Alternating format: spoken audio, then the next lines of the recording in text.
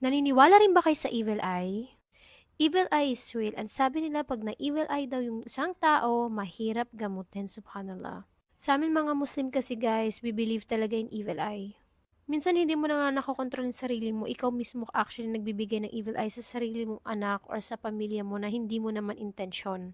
Kaya kapag may nagko-compliment, for example, sa daughter ko, may nagsasabi, "Ay, ang ganda-ganda niya," sinasabi ko lagi, "Allahumma barak laha, may Allah bless her." Kasi guys, ang evil eye, it can be sometimes deadly talaga. May instance kasi na ganito, like nung bata pa ako sabi ng nanay ko na may nag-compliment daw sa akin na hindi nila kilala and the next day nilagnat talaga ako ng matindi. Minsan hindi natin alam yun na pala yung nagko-cause sa mga sakit natin or sa mga tagyawat natin or something like sad things in our lives, ganon. Alam niyo ba, sometimes it can even be deadly. Basta maraming explanation about that, pero sa aming mga Muslim talaga, it's important to say the